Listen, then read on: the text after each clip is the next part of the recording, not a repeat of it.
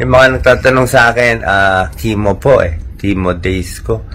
Kaya, pero I'm getting better, I'm getting fatter, and yung timbang ko, 2 chemo na lang. Actually, iniintay ko na lang yung mga side effects to, nilalabanan natin. Salamat po sa dasal.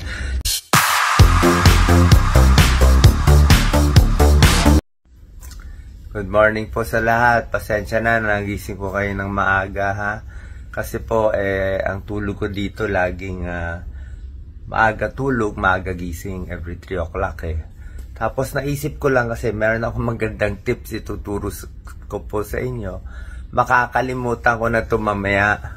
Baka hindi ko na magawa. So, ginawa ko lang muna itong video. Ang tip ko, paano tatayo ang may sakit o yung may back pain. Katulad ko, nagkaroon na ako ng 10 out of 10 back pain dito sa may gitna. Hindi na to dahil sa cancer. Ano to yung kakahiga. Humihina ang muscles ng may sakit, ng may cancer, yung laging bedridden. Ito mahalagang tip. Madalas kasi, pagtatayo tayo, di ba? Nakahiga ako ganito kaliwa. Ganyan. Tatayo ako pag ganito. Di ba? Ganyan. So, araw-araw, pag ganito ako tumatayo, pag ganito ako humihiga, ang tulog ko, nakakanan lagi. Pag ganun pala, yung mga muscle na ginagamit ko, lagi sila nai-strain, napapagod sila. Kaya ang gagawin ko ngayon, minsan, pag masakit na likod ko, iikot na siya dyan sa kabila. Sa kabila naman ako umiikot. Ay ikot to the right side bago ako tatayo. Yan. Pasensya na po na medyo nanginginig kasi yung kamay ko, hindi ganun ka-stable.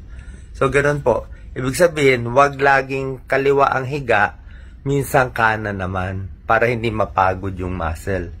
Ngayon, nawala na yung sakit ng muscle ko. Kung saan masakit, ipapahinga, yung iba namang muscle gamitin. Minsan sa pagdumi, sa pag-iri din. Pag-iri kasi madalas nakaganyan yung kamay ko, nakababa. Nakatukod dun sa toilet, sa may toilet bowl. Kakatukod ng tukod, sumakit dito, nagka-gas-gas pa sa may puwetan. So, dapat gagawin nyo, iibahin nyo yung position. Okay? Tsaka sa pagdumi, napakahalagang tips.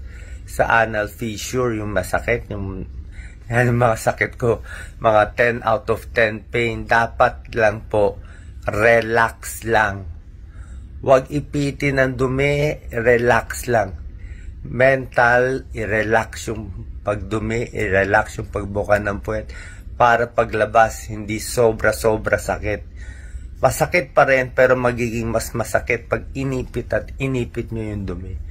Okay? Pero syempre, for anything else, seek medical advice from your doctor. Yung mga nagtatanong sa akin, chemo po chemo days ko. Kaya, pero I'm getting better, I'm getting fatter, and yung timbang ko, 2 chemo na lang. Actually, iniintay ko na lang yung mga side effects to, nilalabanan natin. Salamat po sa dasal. Salamat po sa dasal. Gusto ko lang po lagi makatulong sa inyo, kahit sa papanong paraan. Yan si Doc Lisa nagluluto na. So, I sleep at try ko mga 8 or 9. I wake up 3 a.m. lagi. 3, 4 a.m., 5 a.m. Diyan pumapasok yung mga mensahe ng Diyos. Katulad ngayon. I'm recording this at 5:05 a.m. Salamat po. God bless po. Mahal na mahal ko kayo. God bless sa inyong lahat.